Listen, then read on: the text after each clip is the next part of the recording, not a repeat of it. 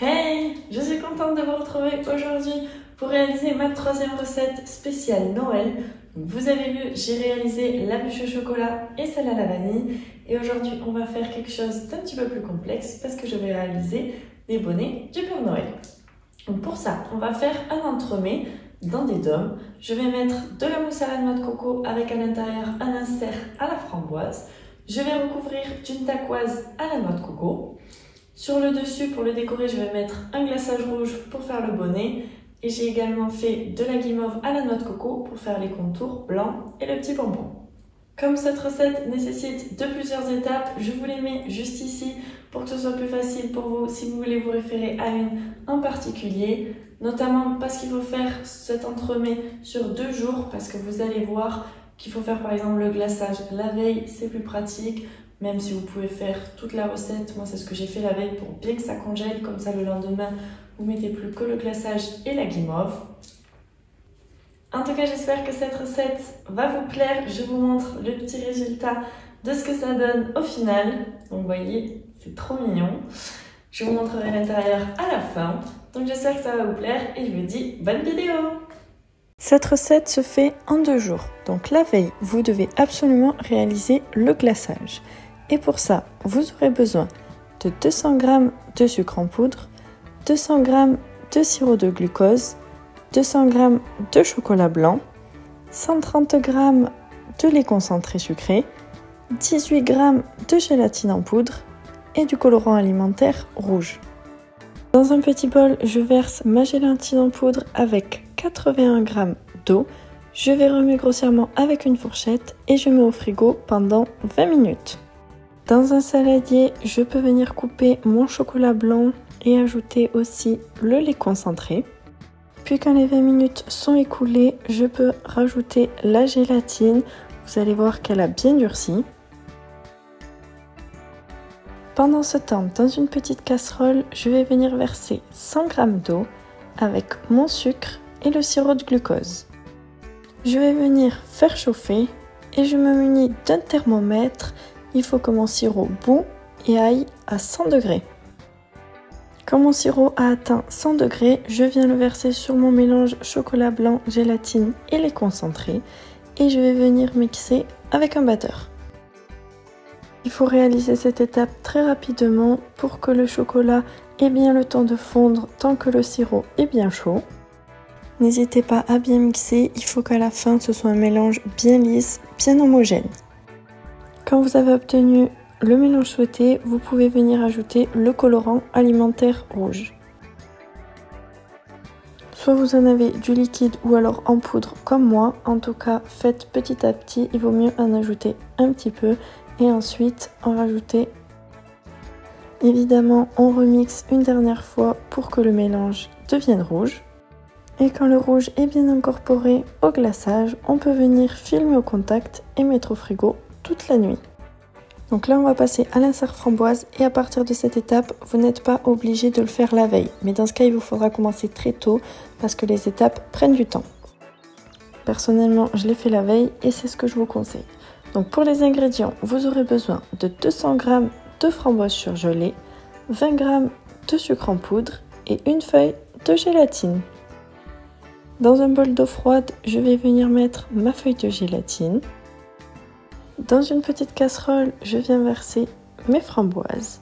Je vais allumer le gaz et je vais faire chauffer jusqu'à obtenir une purée. Je remue avec une cuillère en bois pour ne pas que ça accroche. Quand les framboises sont réduites en purée et que ça bout, je viens ajouter mon sucre. J'ai fait le choix de mettre peu de sucre pour garder bien l'acidité de la framboise. Après ça, je viens prendre le même mixeur que tout à l'heure et je viens l'utiliser pour lisser le mélange.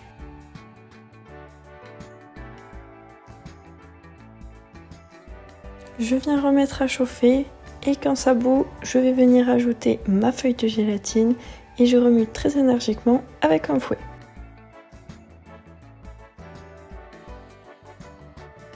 Je peux ensuite couper le gaz, c'est fini. Je prends un moule qui fait des toutes petites sphères et je vais les remplir du coulis avec une poche à douille. J'essaie de les remplir à ras-bord, c'est pas grave si vous en mettez à côté parce qu'après on va venir lisser. Je prends donc une spatule coudée et je vais venir lisser sur le dessus de mon moule. Et je vais de droite à gauche afin que mes inserts aient tous la même hauteur. Vous avez vu par contre, j'ai fait presque le double d'inserts, donc si vous voulez, vous pouvez diviser la préparation par 2. Je mets ensuite mes inserts au congélateur, le temps de réaliser tout le reste. Ensuite, on passe à la dacquoise à la noix de coco. Pour ça, vous aurez besoin de 100 g de noix de coco râpée, 100 g d'amandes en poudre, 80 g de sucre glace, 240 g de blanc d'œuf, 120 g de sucre en poudre, 40 g de farine et une pincée de sel. Je préchauffe mon four à 180 degrés. Dans un saladier, je vais venir verser toutes mes poudres, mes ingrédients secs.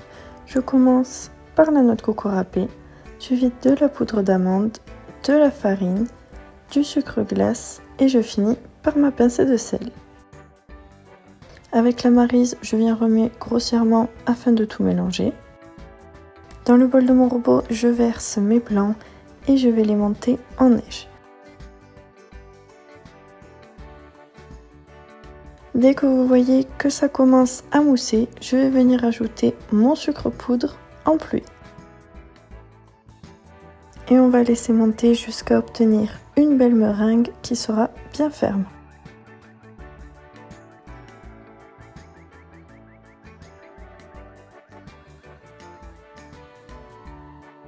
J'ajoute une petite partie de ma meringue au mélange des poudres. Donc vous pouvez la casser, il n'y a pas de souci, vous allez voir, ça va détendre et ça va se mélanger aux poudres. Et vous ajoutez la dernière partie de la meringue et vous remuez. Dès que ma préparation est bien homogène, je viens prendre une plaque rectangulaire et j'y ai mis du papier cuisson. Avec ma spatule coudée, je viens étaler bien uniformément la préparation sur toute ma plaque. Normalement, ça doit remplir toute la plaque et il faut qu'elle ait la même épaisseur partout. Je peux enfourner pendant 20 à 25 minutes à 180 degrés. Quand le temps est écoulé, je sors du four et je laisse refroidir quelques minutes. Avec le biscuit, je vais découper des cercles. Donc pour vérifier la bonne taille, personnellement, je prends un verre et j'ai vu que ça allait parfaitement. Du coup, je l'utilise et je vais découper tout ce cercle. Quand c'est fait, vous pouvez les laisser de côté. On s'en servira ensuite. On passe ensuite à la mousse à la noix de coco.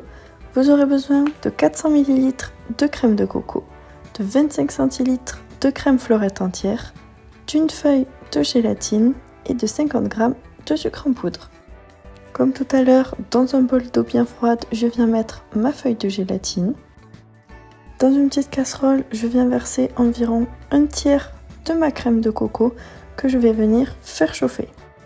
Je ne mets pas l'intégralité parce que là il s'agit juste d'en mettre un tout petit peu pour ajouter la gélatine pour qu'elle se dilue. Quand la crème est bien chaude et qu'elle commence à bouillir, je vais venir ajouter ma feuille de gélatine dans ma casserole et là je vais fouetter énergiquement jusqu'à qu'elle s'incorpore bien à la crème. Je peux ensuite couper la cuisson et je l'ajoute à ma crème qui était froide dans mon saladier. Je remue une dernière fois le tout et je laisse de côté. Dans le bol de mon robot, je viens verser ma crème fleurette et mon sucre et je vais fouetter énergiquement parce qu'il faut qu'elle monte comme une chantilly. Il faut qu'elle soit assez compacte parce que c'est ce qui fera que votre mousse sera bien épaisse et pas trop liquide. Et ensuite, comme d'habitude, je viens l'ajouter en 2 ou 3 fois à ma crème. Vous ne la cassez pas, vous faites doucement en remontant, vous passez par le bas et vous remontez avec votre maryse.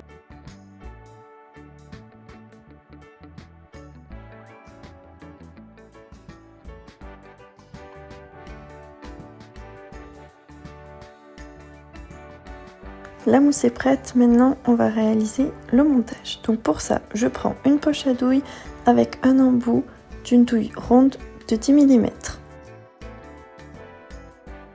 je la remplis de mousse de coco et je vais venir remplir mes tomes environ aux 3/4.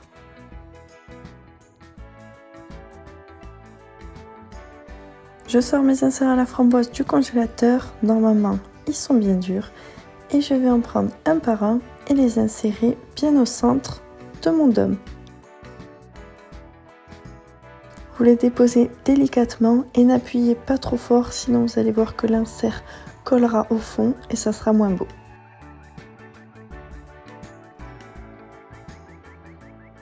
Je vais ensuite déposer un petit peu de mousse coco pour recouvrir l'insert à la framboise. Et pour finir, je prends mes biscuits à la noix de coco et je vais les mettre sur le dessus. Là aussi, n'hésitez pas à appuyer pour le biscuit s'enfonce bien. Après, n'y allez pas trop fort non plus. Et ne vous inquiétez pas si la mousse sort sur le côté, c'est normal.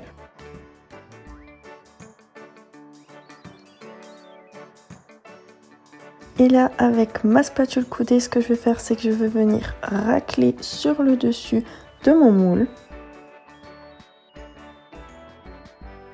Comme ça, je peux enlever tout l'excédent de la mousse coco et j'égalise tous mes dômes. N'hésitez pas à y passer plusieurs fois, vous allez voir, parce qu'il faut que le bout soit bien plat, sinon vous aurez un dôme qui sera penché. J'ai réalisé les 6 premiers comme ça et ensuite je vous ai montré la seconde méthode. Donc en fait, j'ai trouvé le biscuit un petit peu trop épais et j'ai voulu tester en le coupant. Donc ce que j'ai fait, c'est que sur les 6 autres, je les ai coupés à moitié. Et après, je réalise bien évidemment la même opération. Après, je vous avoue qu'il n'y a pas trop de différence entre les deux. Donc vous pouvez laisser le biscuit tel qu'il était. Quand vous avez fait toutes ces étapes, on va venir mettre au congélateur. Donc si vous avez tout préparé la veille, vous le mettez et vous le laissez toute la nuit. Ça, c'est l'idéal.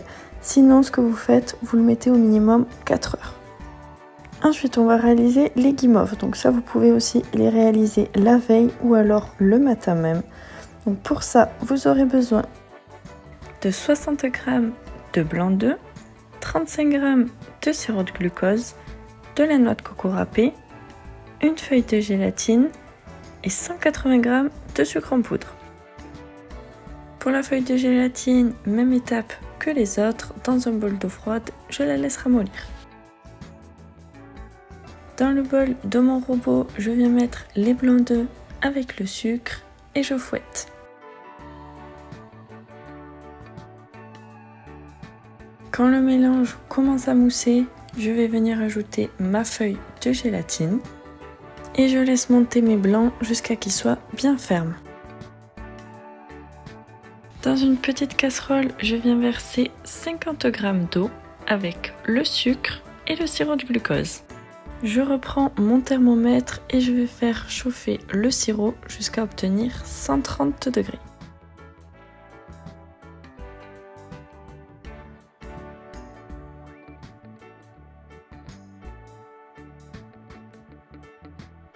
Quand c'est le cas, je viens ajouter directement le sirop sur mon mélange des blancs d'œufs. Donc là, comme je filmais et qu'il fallait faire ces étapes très vite, j'ai pas mis mon robot à tourner, mais bien évidemment, vous le mettez d'abord à tourner et ensuite vous ajoutez votre sirop petit à petit. Vous laissez mélanger jusqu'à obtenir pareil comme une meringue, une préparation qui sera bien ferme.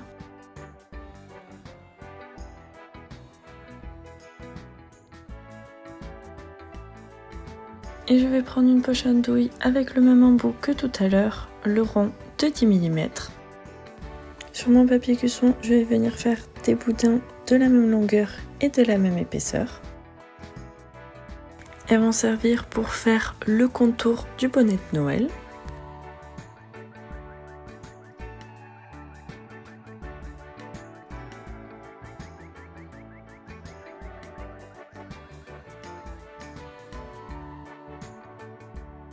Vous en faites 12 et ensuite on va réaliser les bonnets du dessus. Donc pour ça vous faites des petites boules.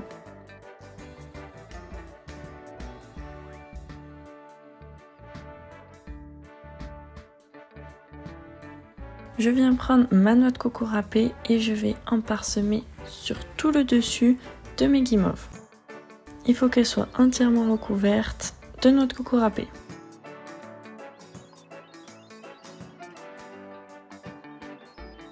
et je les laisse sécher à l'air libre pendant quelques heures. Quand elles ont bien séché, je vais venir verser toute ma noix de coco râpée sur un papier cuisson. Je vais prendre mes boudins et je vais les rouler dans la noix de coco râpée pour qu'ils soient entièrement recouverts. Je répète cette opération avec tous mes boudins.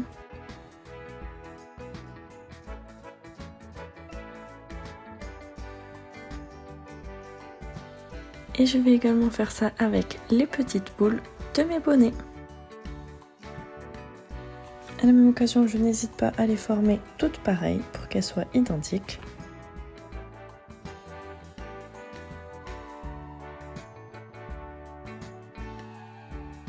Et donc là, on passe au lendemain. Si vous n'y êtes pas encore, on va réaliser le glaçage. Donc là, il a passé toute la nuit au frigo et je vais le verser dans ma casserole.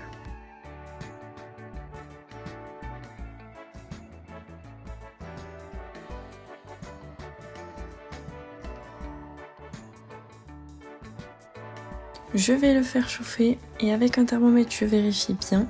Il faut que mon glaçage monte jusqu'à maximum 35 degrés.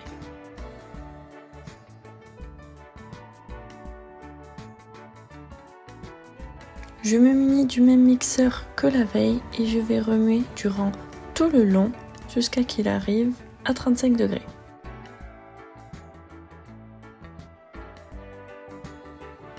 Le fait de le mixer, ça va permettre de lisser le tout et d'obtenir quelque chose d'encore plus net.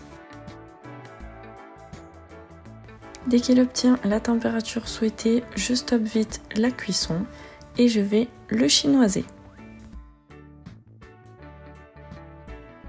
Comme ça, j'obtiendrai un glaçage qui sera vraiment nickel. Et donc maintenant, on va réaliser le montage final. Donc là, c'est l'étape la plus délicate. Donc, je démoule mes dômes qui sont congelés et je les pose sur une grille. Donc dessous, pensez bien sous votre grille à mettre un plat parce que comme on va mettre le glaçage, il va couler. Avec un couteau, je viens enlever l'excédent, voyez les bords où ça dépasse pour obtenir des dômes qui soient bien nets.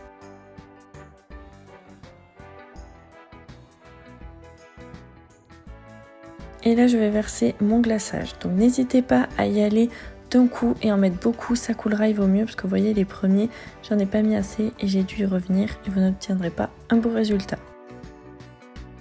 N'hésitez pas à en mettre beaucoup, de toute façon on récupérera ce qui tombe.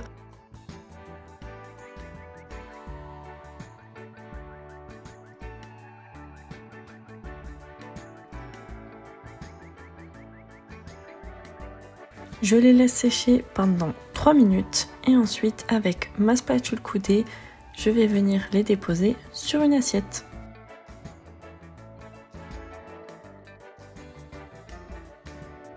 Faites bien attention avec le glaçage, c'est délicat de ne pas en mettre partout.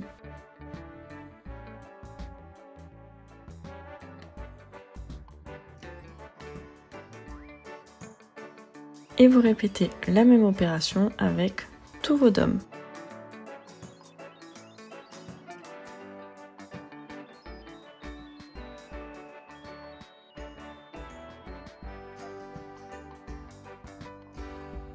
Pour finir, je vais venir prendre mes guimauves donc en longueur et je vais les ajouter sur le contour de mes bonnets. Si bien évidemment ça dépasse, pour obtenir quelque chose de bien net, vous coupez avec le couteau.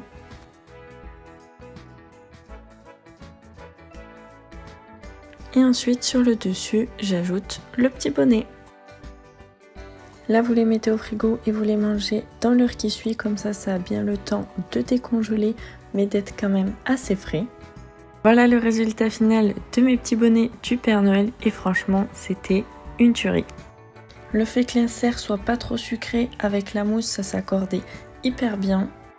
Puis je trouve que c'est quelque chose d'hyper esthétique, ça change de ce qu'on voit d'habitude.